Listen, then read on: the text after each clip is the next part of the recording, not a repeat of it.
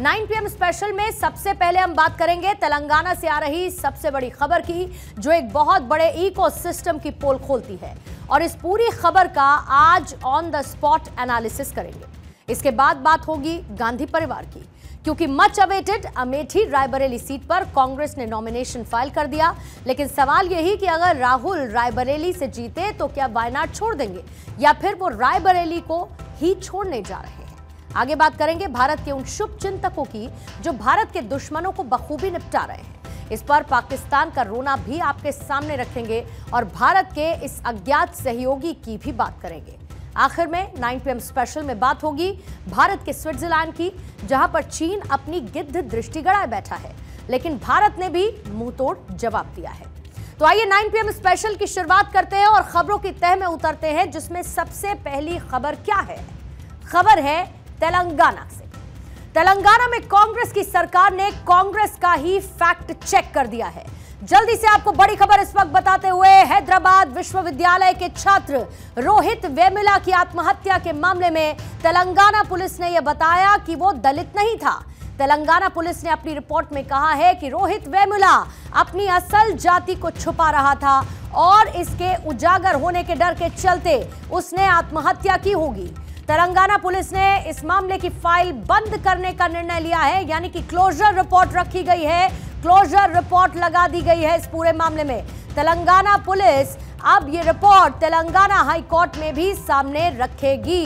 जांच में सभी प्रमाण पत्र फर्जी पाए गए हैं और तेलंगाना पुलिस की ये एक्सक्लूसिव रिपोर्ट सबसे पहले हमारे पास है, जहां पर तेलंगाना पुलिस ये साफ कर चुकी है कि रोहित वेमुला की मां ने उसे फर्जी अनुसूचित जाति का प्रमाण पत्र बनवा कर दिया था और रोहित को लगातार ये डर बना था कि यदि उसका भेद खुला तो उसकी डिग्रियां खत्म हो जाएंगी। सबसे पहले ये एक्सक्लूसिव कॉपी इस बात के साथ आपके सामने रखती हूं और इसको पढ़ के बताऊंगी। इसमें लिखा है, in addition to this the diseased himself is aware that he does not belong to scheduled caste and that his mother got him SC certificate. This could be one of the constant fears as the exposure the same would put him to loss of his academic degrees that he earned over the years and be compelled to face prosecution.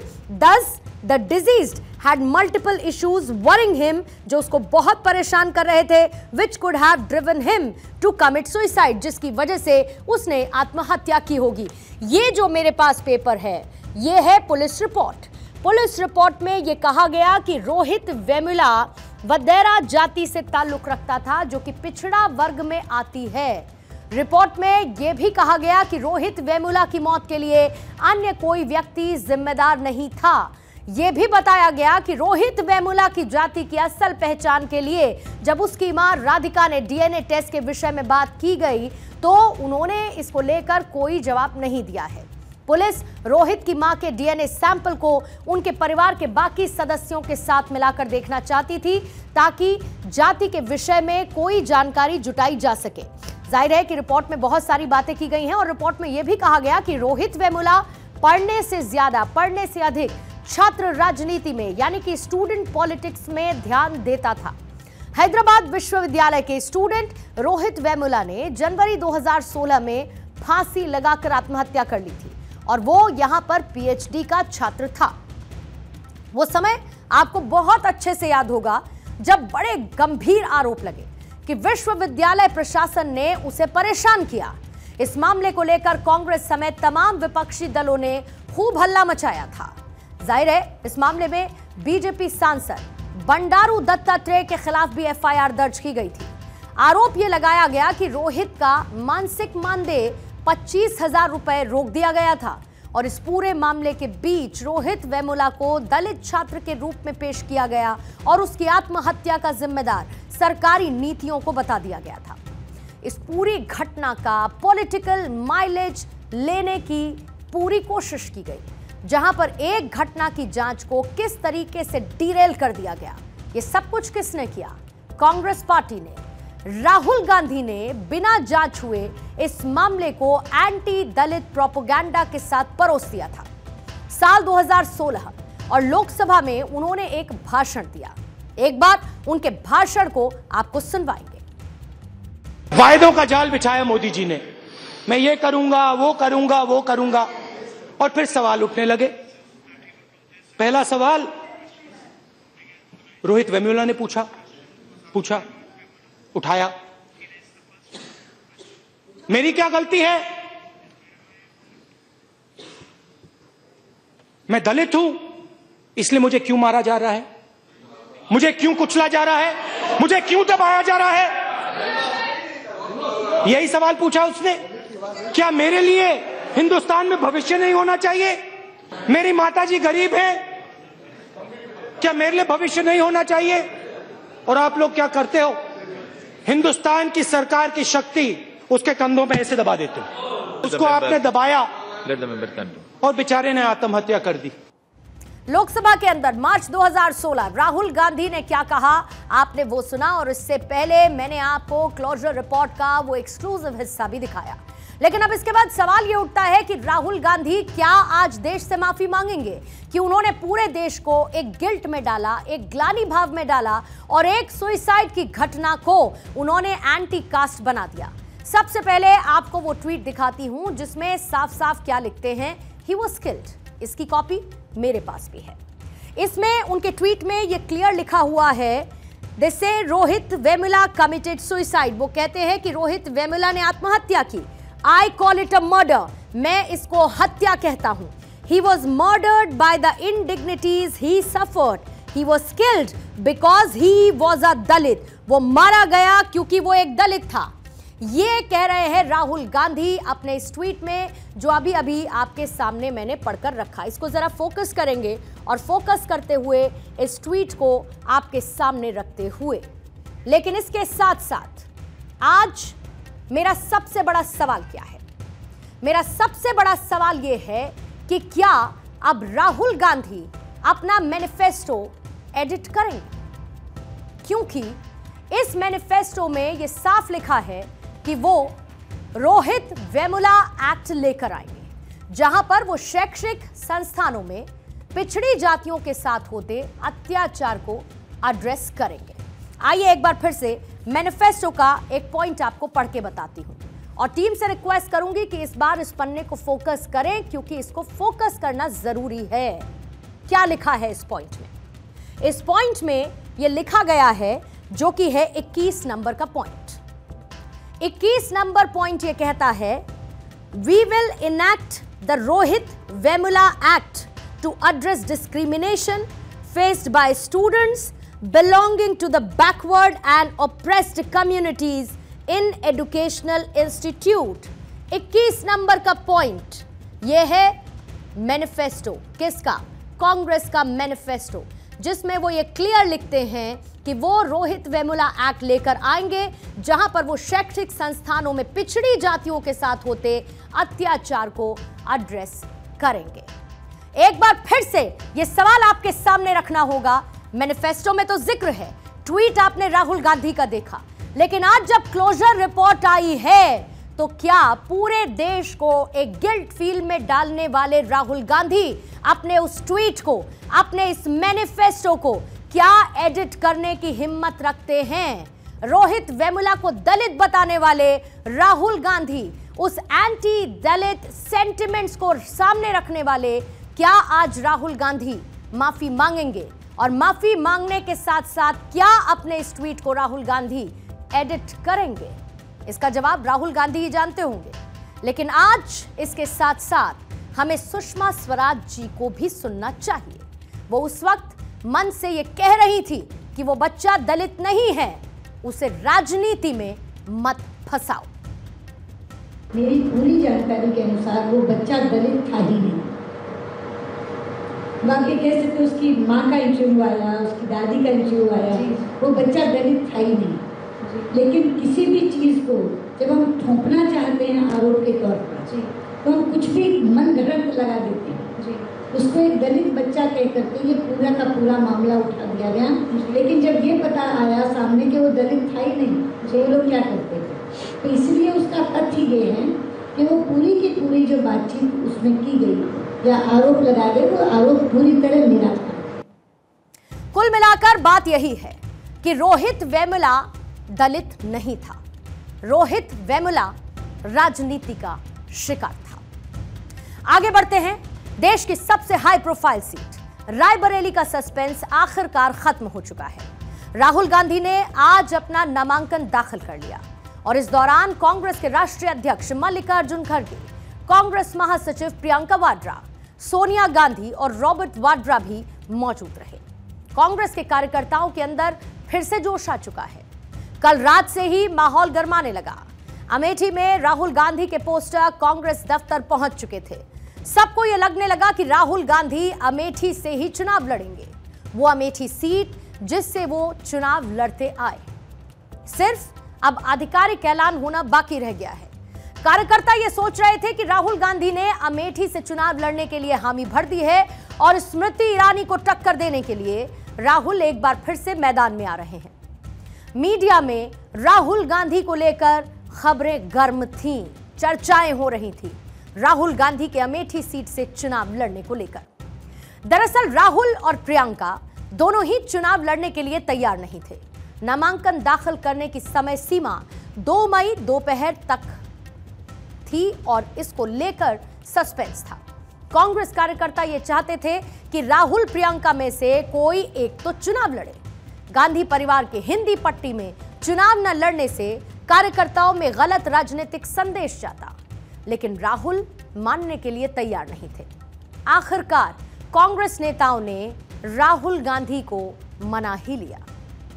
दरअसल राहुल गांधी वायनाड छोड़ना नहीं चाहते थे। सूत्र ये बताते हैं कि रायबरेली से राहुल का लड़ना एक रणनीति का हिस्सा है, एक स्ट्रैटेजी है। राहुल गांधी का अमेठी सीट छोड़कर रायबरेली से चुनाव लड़ने के फैसले के पीछे चुनाव हारने का डर नहीं, बल्कि बीजेपी की रणनीति को फेल करने की मंशा को दिखाता है। 2024 का चुनावी माहौल पूरी तरीके से मोदी बनाम राहुल के इर्द गिर्द घूमता हुआ नजर आता है। ऐसे में राहुल गांधी अगर अमेठी सीट से चुनाव लड़ते, यह नैरेटिव बदलकर राहुल बनाम स्मृति ईरानी हो जाता और कांग्रेस ने ऐसा नैरेटिव नहीं बनने देने के लिए ही राहुल गांधी को अमेठी की बजाय रायबरेली से चुनावी मैदान में उतारने का फैसला किया।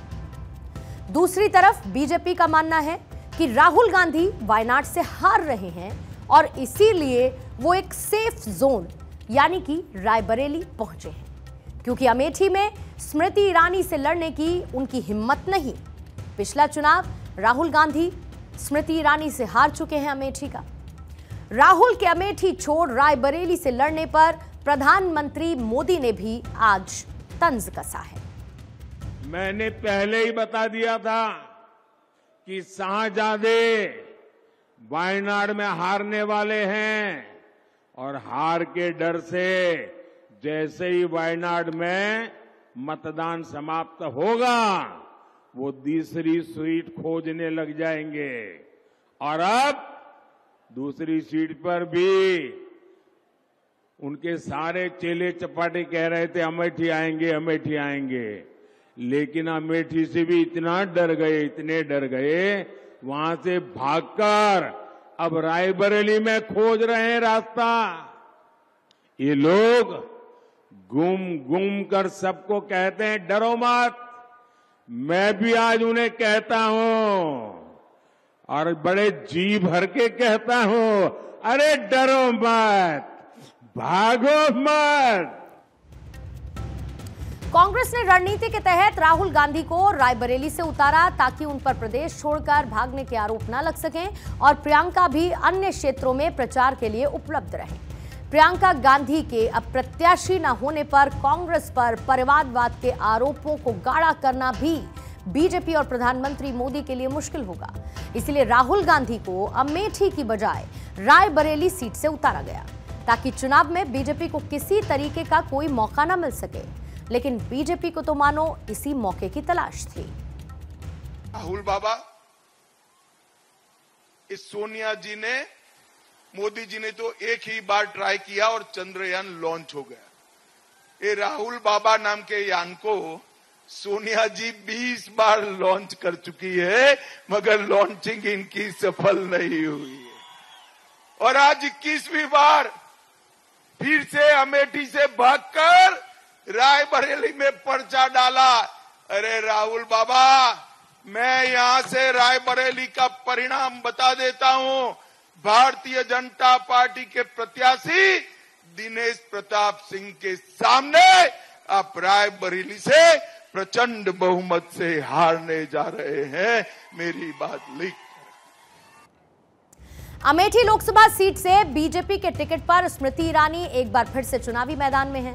पिछले 4 महीने से उन्होंने वहां पर डेरा डाल रखा है और अगर स्मृति ईरानी के खिलाफ राहुल गांधी अमेठी से चुनाव मैदान में उतरते और किसी कारण दोबारा से ये चुनाव हार जाते तो कांग्रेस के साथ साथ गांधी परिवार के लिए इसका संदेश राजनीतिक तौर पर बहुत गलत जाता और इससे उत्तर भारत की राजनीति में राहुल के लिए सियासी राह काफी मुश्किल हो जाती। माना यह जा रहा है कि इसी किरकिरी से बचने के लिए अमेठी सीट की बजाय रायबरेली सीट को चुना गया है। प्रधानमंत्री जी ने पहले से ही जनता को आगाह कर दिया था कि जैसे ही वायनाड में वोट पड़ जाएगा उसके बाद राहुल जी रुख करेंगे एक नई सीट का। प्रधानमंत्री के शब्द साक्षात आपके सामने धरा पर इम्प्लीमेंट होते आप देख पा रहे हैं। इसलिए आज मैं प्रधानमंत्री जी के उस स्वर को पुनः आपके सम्मुख प्रस्तुत करती हूँ। तो बीजेपी तो आरोप लगा रही है कि राहुल स्मृति के डर से अमेठी छोड़कर भागे। आपने खुद स्मृति ईरानी को भी सुना, लेकिन जानकार इसके पीछे कांग्रेस की एक बहुत ही डीप स्ट्रैटेजी को एनालाइज करते हैं। सूत्र ये बताते हैं कि कांग्रेस का नेतृत्व यानी कि उनकी लीडरशिप ये चाहती है कि राहुल और प्रियंका दोनों चुनाव लड़ें और अगर प्रियंका चुनाव लड़ती तो नेहरू गांधी परिवार की 8वीं सदस्य होती। गांधी परिवार के 3 सदस्य पहली बार एक साथ संसद में होते। पीएम मोदी को चुनाव के बीच वंशवाद पर कांग्रेस को घेरने का एक और मौका मिल जाता और इसीलिए कांग्रेस ने रायबरेली से राहुल गांधी को मैदान में उतारने के पीछे एक मास्टर प्लान बनाया। पहले तो बीजेपी के उम्मीदवार उतारने का इंतजार किया गया। जब बीजेपी ने रायबरेली से अपना उम्मीदवार घोषित कर दिया तब राहुल के चुनाव लड़ने का सस्पेंस खत्म किया गया। प्रियंका गांधी ज्यादा से ज्यादा चुनाव प्रचार कर सके इसीलिए उन्हें रायबरेली से नहीं लड़ाया गया। चुनाव के बाद अगर राहुल दोनों सीटें जीत जाते हैं तो उनको एक सीट छोड़नी पड़ेगी। तब रायबरेली से प्रियंका गांधी को उपचुनाव लड़वाकर संसद पहुंचाया जा सकता है। इससे प्रधानमंत्री मोदी से वंशवाद वाले हमलों को भी झेलना नहीं पड़ेगा और गांधी परिवार के सभी सदस्य संसद में पहुंच भी जाएंगे। लेकिन रायबरेली में बीजेपी ने जिन दिनेश प्रताप सिंह को मैदान में उतारा वो भी कांग्रेस के लिए कम चुनौती नहीं है। दिनेश प्रताप सिंह साल 2019 में भी रायबरेली सीट से सोनिया गांधी के खिलाफ चुनाव लड़ चुके हैं। ऐसे में एक बार फिर बीजेपी ने दिनेश प्रताप सिंह पर अपना भरोसा जताया है। साल 2019 लोकसभा चुनाव में दिनेश प्रताप सिंह ने सोनिया गांधी के सामने मजबूत दावेदारी पेश की थी, यानी कि टफ कॉम्पिटिटर बनकर उभरे और पूरा जोर लगाकर चुनाव वहां से लड़े। उन्होंने कांग्रेस को कड़ी टक्कर दी, लेकिन आखिर में उन्हें हार का सामना करना पड़ा। इसी वजह से सियासी हलकों में चर्चाएं हैं कि राहुल गांधी के लिए रायबरेली का किला बचाना इतना आसान नहीं जितना माना जा रहा है।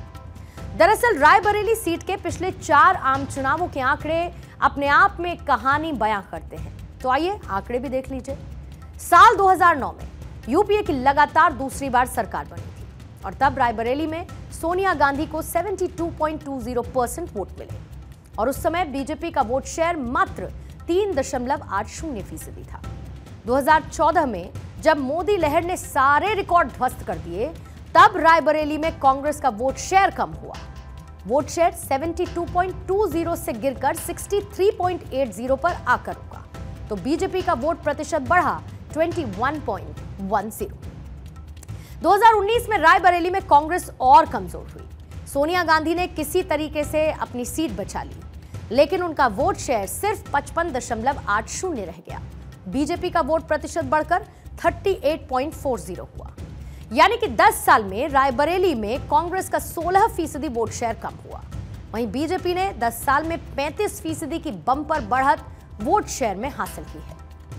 हिमाचल प्रदेश के धर्मशाला में केंद्रीय मंत्री अनुराग ठाकुर ने रायबरेली लोकसभा सीट से कांग्रेस नेता राहुल गांधी की उम्मीदवारी पर निशाना साधा।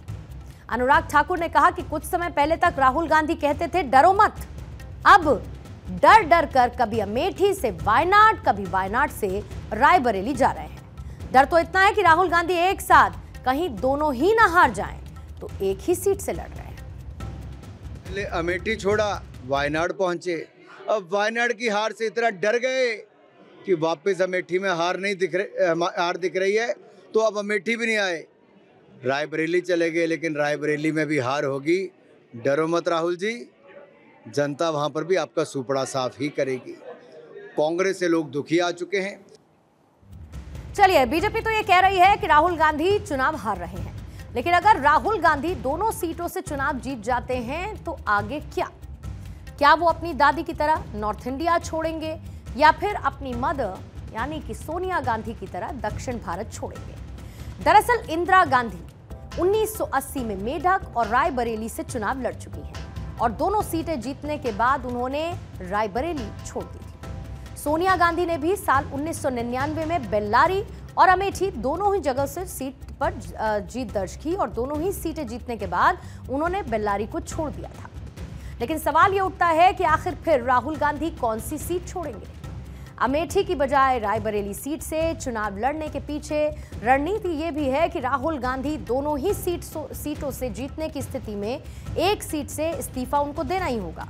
राहुल गांधी लोकसभा चुनाव के बाद दोनों ही सीटों से जीतने में अगर सफल रहते हैं तो रायबरेली या फिर वायनाड सीट छोड़ते हैं तो फिर वहां से वैकल्पिक उम्मीदवार के रूप में प्रियंका गांधी उपलब्ध रहेंगी।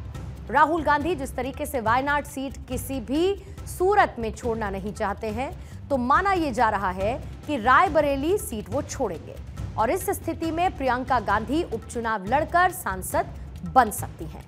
लेकिन इसी बीच में राहुल गांधी का यह ट्वीट आपको जरूर देखना चाहिए। जाहिर है कि राहुल गांधी वायनाड से चुनाव लड़ चुके हैं, यानी कि वहां पर वोटिंग हो चुकी है और दूसरी सीट अब उनकी है रायबरेली। रायबरेली सोनिया गांधी की सीट है और खबर यह भी थी कि चाहती थी सोनिया गांधी कि राहुल गांधी वहां से चुनाव इसीलिए लड़े क्योंकि सोनिया गांधी ने रायबरेली की जनता से ये वादा किया था कि वो उनको कभी अबैंडन नहीं करेंगी, यानी कि उनको कभी छोड़ेंगी नहीं, और उसी वजह से उन्होंने राहुल गांधी से यहां चुनाव लड़ने के लिए कहा। इसकी झलक इस ट्वीट में दिखती है। रायबरेली से नामांकन मेरे लिए भावुक पल था। मेरी मां ने मुझे बड़े भरोसे के साथ परिवार की कर्म भूमि सौंपी है और उनकी सेवा का मौका दिया है। अमेठी और रायबरेली मेरे लिए अलग अलग नहीं हैं, दोनों ही मेरा परिवार हैं और मुझे खुशी है कि 40 वर्षों से क्षेत्र की सेवा कर रहे किशोरी लाल जी अमेठी से पार्टी का प्रतिनिधित्व करेंगे।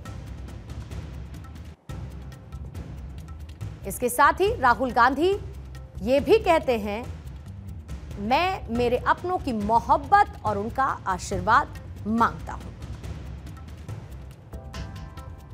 लेकिन हकीकत इसके साथ यह भी है कि हिंदी भाषी राज्यों में कांग्रेस अपने सबसे बुरे दौर से गुजर रही है और यूपी की रायबरेली और अमेठी से तो गांधी परिवार का पुराना नाता रहा है। कांग्रेस और नेहरू गांधी परिवार का रिश्ता अमेठी और रायबरेली के साथ काफी पहले जुड़ चुका था। रायबरेली के साथ नेहरू गांधी परिवार का रिश्ता 4 पीढ़ियों का है और वो आजादी से पहले का है, जबकि अमेठी सीट से गांधी परिवार का लगाव 1977 में हुआ। इसीलिए राहुल गांधी को रायबरेली और अमेठी में से किसी एक को चुनने की बात आई तो रायबरेली को उन्होंने चुना और इसी सीट को बचाना कांग्रेस के लिए सबसे बड़ी चुनौती है, क्योंकि यह भी सच्चाई है कि समय के साथ उत्तर प्रदेश में कांग्रेस कमजोर हो चुकी है। 2 दशक से भी ज्यादा लंबे समय तक उत्तर प्रदेश की राजनीति में सक्रिय रहने वाली कांग्रेस अब यहां पर कमजोर स्थिति में है और आंकड़े इस बात की तस्दीक करते हैं। साल 2009 के लोकसभा चुनाव में कांग्रेस को 18.5% वोट मिला था और लोकसभा चुनाव में वो 21 सीटें जीतने में कामयाब रही थी। उस बड़ी सफलता के लिए युवा चेहरे राहुल गांधी को सारा क्रेडिट दिया गया, लेकिन 2014 में वो ताकत गायब हो गई और बीजेपी ने सबसे बड़ी सेंधमारी की। इसीलिए कांग्रेस अपने ही घर से अपने आप को सुरक्षित महसूस नहीं कर रही। लेकिन कांग्रेस ये जानती है कि अमेठी तो हाथ से निकल चुकी है, लेकिन अगर रायबरेली भी निकल जाए तो यूपी में कार्यकर्ताओं का मोराल और डाउन हो जाएगा। इसीलिए राहुल और प्रियंका में से किसी एक को लड़ना ही था। सूत्र ये भी बताते हैं कि राहुल गांधी अगर अमेठी से चुनाव मैदान में उतरते तो फिर प्रियंका गांधी को मजबूरन रायबरेली सीट से प्रत्याशी बनना पड़ता। इसीलिए राहुल गांधी को अब रायबरेली से फाइनली लड़ाया जा रहा है और यह सस्पेंस आखिरकार खत्म हो चुका है, यानी कि तस्वीर रायबरेली सीट को लेकर क्लियर है। राहुल गांधी वहां से चुनावी मैदान में है। आगे अगली खबर की तरफ बढ़ते हैं। अर्थशास्त्र के रचयिता कौटिल्य, जिन्हें आप चाणक्य के नाम से भी जानते होंगे, उनका कहना था कि दुश्मन का दुश्मन स्वाभाविक रूप से आपका दोस्त होता है। दूसरे शब्दों में इसको कहूं तो दुश्मन के घर अगर तूफान आया हो, इसकी खुशी अगर ना भी हो लेकिन दुख भी नहीं होता है। पाकिस्तान इन दिनों एक ऐसी समस्या से जूझ रहा है जो ना तो उससे निगली जा रही है और ना ही कहीं दूर फेंकी जा रही है। पाकिस्तान दबी जुबान से कह रहा है कि हमें घर में घुसकर मारा जा रहा है। पहले आप ये सुनिए। India's network of espionage, subversion, and extraterritorial and extrajudicial killings, which has been very active in South Asia over the last several decades, has expanded to several continents and is now an issue of concern for the international community. Pakistan has presented concrete evidence of the involvement of Indian agents in terror attacks inside Pakistan. 2 days ago, Pakistan's Foreign Minister informed the Security Council, as well as the Secretary General and the President of the General Assembly, of India's campaign of targeted assassinations in Pakistan. This extraterritorial state terrorism is not limited to Pakistan. It has been extended to targeted killings of political opponents in Canada and attempted in the United States. आपने सुना पाकिस्तान की तरफ से जो कुछ कहा गया, लेकिन उसका जवाब रुचिरा कंबोज ने दिया है। उन्होंने पाकिस्तान की कैसे लताड़ लगाई, आपको वो भी सुनना चाहिए। We thus choose to set aside the remarks from a certain delegation which not only lack decorum but also detract from our collective efforts due to their destructive and pernicious nature. We would strongly encourage that delegation to align with the essential principles of respect and diplomacy that must always guide our discussions. Or is that too much to ask of a country that harbors a most dubious track record on all aspects in itself? Pakistan में इन दिनों एक एक करके भारत के दुश्मनों का खात्मा हो रहा है। मुंबई हमले के दोषियों से लेकर कश्मीर में आतंक फैलाने वाले दहशतगर्दों तक सभी के लिए पाकिस्तान जन्नत से जहन्नुम में तब्दील हो चुका है। हर दिन पाकिस्तान में हेडलाइंस छपती हैं कि किसी कोट अनकोट अज्ञात शख्स ने आतंकियों की गोली मारकर हत्या कर दी। इससे पहले पाकिस्तान की तरफ से यह चिंता यूके के मशहूर अखबार द गार्डियन ने सामने रखी थी, जिसने अपने लेख में छापा था कि भारत सरकार आतंकियों को मारने के नाम पर पाकिस्तान में हत्याएं करवा रही है। रिपोर्ट में यह दावा किया गया कि उन्होंने इस संबंध में दोनों देशों के खुफिया अधिकारियों से बात की और पाकिस्तानी जांचकर्ताओं की तरफ से साझा किए गए दस्तावेज ये बताते हैं कि भारत ने 2019 के बाद राष्ट्रीय सुरक्षा के नाम पर विदेशों में हत्याएं करनी शुरू कर दी। भारत ने इन आरोपों का साफ खंडन किया था। यहां पर गौर करने वाली बात यह है कि यह पाकिस्तान की तरफ से इसे लगातार एक प्रोपेगेंडा के तहत पेश किया जा रहा है, जहां पर वो खुद को एक बेचारा यानी कि एक विक्टिम बताने की कोशिश करता है। जैसे कि पाकिस्तान के विदेश मंत्रालय की प्रवक्ता ने भारत पर आरोप तो लगा दिए, लेकिन देने के लिए एक सबूत नहीं है। ऐसे में यूएन में मुनीर अकरम ने जो कुछ कहा वो सिर्फ एक कहानी है। उसे सपोर्ट करने के लिए उनके पास कुछ भी नहीं। ऐसा ही कुछ द गार्डियन के साथ हुआ, जहां पर द गार्डियन ने अपनी रिपोर्ट में ज्यादातर जगह किसी अधिकारी का नाम ही नहीं लिखा था, सिर्फ भारतीय और पाकिस्तानी लिखकर उन्होंने अपने पूरे दावे कर डाले। कहा यह गया कि ऐसे ऑपरेशन करने के लिए सरकार से अनुमति चाहिए होती है और बिना उनके ये सब नहीं होता। इट्स लाइक कि रात में गार्डियन के एडिटर को सपना आया कि ये सब तो भारतीय सरकार कर रही है और सुबह उठकर लेख छाप दिया, यानी कि अपनी वर्ड लिमिट को पूरा कर दिया। ऐसे एडिटर्स को सबसे पहले यह पता होना चाहिए कि कोई भी आरोप लगाने के लिए सबूत चाहिए होते हैं, फैक्ट्स चाहिए होते हैं। XYZ ने क्या कहा इससे फर्क नहीं पड़ता है। और वहीं ये पूरी कड़ी अगर आप जोड़ेंगे, आज जो कुछ पाकिस्तानी विदेश मंत्रालय कह रहा है वो एक आर्टिकल के आधार पर कह रहा है, और इस पूरे आर्टिकल को लिखने वाले पत्रकारों में से एक का नाम है हाना एलिस पीटरसन। हाना एलिस भारत विरोधी प्रोपेगेंडा अपने समाचार पत्र के माध्यम से चलाती रहती हैं और सोशल मीडिया पर भी हिंदुत्व के खिलाफ अपनी नफरत से, उनकी नफरत से हर कोई वाकिफ नजर आता है। खैर, उस दौरान द गार्डियन का यह प्रोपेगेंडा मिसफायर हुआ क्योंकि पाकिस्तान में होती आतंकियों की हत्या नए भारत के घर में घुसकर मारता है वाली इमेज के साथ सटीक बैठती है। आज का भारत आतंकियों को उनके घर में घुसकर मारने के लिए जाना जाता है, और जब आतंकियों की हत्या पर भारत कोई टीका टिप्पणी नहीं कर रहा तो पाकिस्तान अपना रोना रो रहा है। और यूएन में मुनीर अकरम प्रधानमंत्री नरेंद्र मोदी के जिस भाषण का जिक्र कर रहे हैं, वो भाषण भी आपको एक बार फिर से सुनना चाहिए। मार करने की छूट भी खुली छूट दे दी है। आज दुश्मन को भी पता है ये मोदी है, ये नया भारत है। ये नया भारत घर में घुसकर मारता है।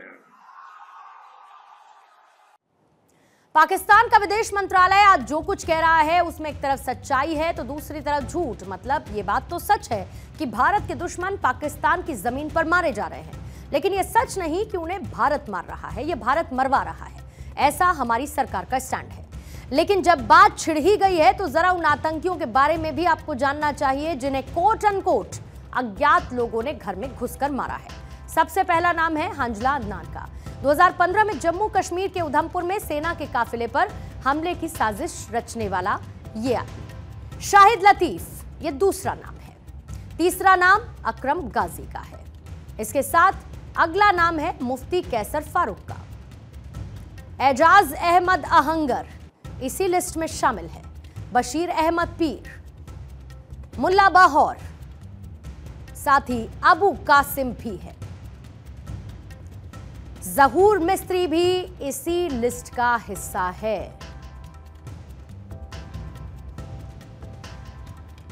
ये वो आतंकी हैं जो हैं तो भारत के दुश्मन ही, इसमें कोई दो राय नहीं और इसमें कोई झूठ नहीं। लेकिन सबसे बड़ी बात यह है कि इनको पाकिस्तान में घुसकर कौन मार रहा है, इस पर अभी भी सवालिया निशान है। सच्चाई सिर्फ इतनी कि ये आतंकी भारत के दुश्मन हैं। आइए अगली खबर के बारे में बात करने से पहले आपको एक तस्वीर दिखाना चाहूंगी। सबसे पहले आप वो तस्वीर देखिए। साल 2022 में संगीत वाद्य यंत्र किन्नेरा के लिए हैदराबाद के दर्शनम मोगुलैया को पद्मश्री से सम्मानित किया गया था। यह सम्मान उन्हें देश के तत्कालीन राष्ट्रपति रामनाथ कोविंद ने दिया था और देश भर में इनके नाम की चर्चा हुई थी। कई लोग इनकी कला के फैन बने, लेकिन आज वो कहां है? दर्शनम मोगुलैया को हाल ही में हैदराबाद के पास तुर्कियम जाल में एक निर्माण स्थल पर दिहाड़ी मजदूर के रूप में काम करते देखा गया। पुरस्कार के बाद मोगुलैया को तेलंगाना सरकार ने 1 करोड़ रुपए नकद दिए थे, जिसे मोगुलैया का कहना है कि पारिवारिक जरूरतों के चलते खर्च कर दिया गया। अब आप जरा सोचिए कि एक गरीब आदमी 1 करोड़ रुपए 2 साल में खर्च कर देता है और 2 साल के अंदर दोबारा से मजदूरी करने के लिए मजबूर हो जाता है। मोगुलैया के बेटे को दौरे पड़ने की बीमारी है, जिसकी दवा लेने के लिए मोगुलैया को हर महीने 7,000 रुपए की जरूरत पड़ती है और इसी जरूरत को पूरा करने के लिए मोगुलैया अब मजदूरी कर रहे हैं। मोगुलैया के कुल 9 बच्चे हैं। 3 बच्चों की बीमारियों से मौत हो चुकी है और 3 की शादी हो चुकी है। बाकी 3 अभी छात्र हैं और मोगुलैया पर डिपेंडेंट है। मोगुलैया की पत्नी का 4 साल पहले निधन हो चुका है, यानी कि मोगुलैया को जब वो रकम मिली तब उनकी पत्नी जिंदा नहीं थी। और आप जरा ये सोचिए, आज मोगुलैया की जरूरत सिर्फ 7,000 रुपए महीना यानी कि 84,000 रुपए प्रति वर्ष है। लेकिन कुछ समय पहले तक आज 7,000 रुपए की जरूरत बताने वाले मोगुलैया की जरूरतें 4,16,000 रुपए से भी पूरी नहीं हो सकी थी। और शायद यही वजह है कि महज 2 साल के अंदर उन्होंने पूरे 1 करोड़ रुपए खर्च कर दिए। इस एक उदाहरण से आप ये समझिए कि इंसानों की जरूरतों का कोई अंत नहीं। अगर आज आप 50,000 रुपए महीना कमा रहे हैं और ये सोचते हैं कि जब आप 2 लाख रुपए महीना कमाएंगे, या फिर आज आप 2 लाख रुपए महीना कमाते हैं और सोचते हैं कि जब आप 10 लाख रुपए महीना कमाने लगेंगे तब आपकी जरूरतों का अंत होगा, तो ऐसा बिल्कुल भी नहीं है। आप इस एक उदाहरण से इसको समझ सकते हैं। जरूरत का स्टैंडर्ड महज इतना है कि आप कितने में खुश हैं। आप साइकिल पर भी खुश हो सकते हैं, आप बड़ी गाड़ी में भी दुखी हो सकते हैं। इसके साथ ही इस खबर से हमें जीवन के बारे में एक और महत्वपूर्ण सीख मिलती है। मोगुलैया को जब पद्म पुरस्कार मिला तब उन्हें 1 करोड़ रुपए मिले। तब तमाम लोग उनके घर उनसे मुलाकात करने के लिए पहुंचे। उनके दूर के रिश्तेदार भी उन्हें अपना करीबी बताने लगे। लेकिन आज कोई रिश्तेदार, कोई करीबी उनके साथ नहीं है। मोगुलैया आज ये कहते हैं कि उन्होंने कई लोगों तक पहुंचने की कोशिश की। लोगों ने सहानुभूति तो जरूर व्यक्त की, उनके अतीत की सराहना भी की, कुछ पैसे भी दे दिए, लेकिन फिर मुंह फेर लिया। यानी कि जब आप सफल होते हैं तब हर कोई आपसे संबंध रखना चाहता है, लेकिन अगर इस घड़ी में आप खुद को सब कुछ समझने लगे तो आप ये याद रखिएगा कि समय का चक्र है, समय बदलता जरूर है। और इसीलिए हमारे समाज में काइंडनेस और हम्बलनेस की बात की जाती है। यानी कि चढ़ते हुए सूरज को तो हर कोई सलाम करता है, जो मोगुलैया के साथ हुआ। लेकिन उनके डूबने के दौरान, यानी कि जब वो पैसे खर्च हो गए, तो उनसे हर किसी ने मुंह फेर लिया। आप सिर्फ इतना सोचिए कि जो मोगुलैया आज से 2 साल पहले 1 करोड़ के मालिक थे, पद्म पुरस्कार से सम्मानित थे, आज वो किस स्थिति में है। इस खबर के 2 पहलू हमने आपको बताए, लेकिन इस खबर का एक और पहलू भी है, और वो है मनी मैनेजमेंट का। आपको वो खबर भी याद होगी जब जाने माने टीवी शो कौन बनेगा करोड़पति में, यानी कि केबीसी में सुशील कुमार ने साल 2011 में 5 करोड़ की राशि जीती। लेकिन बाद में खबर क्या आई कि वो सड़क पर आ चुके हैं, उनके अकाउंट में 1 भी रुपया नहीं बचा है। मोगुलैया की तरह ही सुशील कुमार ने भी भरपूर पैसा मिलते ही इसका सही से इस्तेमाल नहीं किया, बल्कि इसको बेतहाशा खर्च करना शुरू कर दिया। सुशील कुमार ने खुद बताया कि वो नशे की लत में पड़ गए, बिना जांचे परखे प्रॉपर्टी खरीदने लगे, फिल्म प्रोड्यूसर बनने की चाह में मुंबई चले आए, लेकिन अंत में ठन गोपाल, सारा पैसा खर्च। अब सुशील अपने अच्छे दिनों को याद करके सिर्फ पछताने के अलावा कुछ नहीं कर सकते। यानी कि हमारे यहाँ ये एक बड़ी समस्या है कि लोगों को मनी मैनेजमेंट, या फिर मैं ये कहूँ कि पैसा आ जाने के बाद उस पैसे का स्मार्ट इन्वेस्टमेंट नहीं आता है, जिससे उनको भविष्य में बेहतर रिटर्न मिल सके।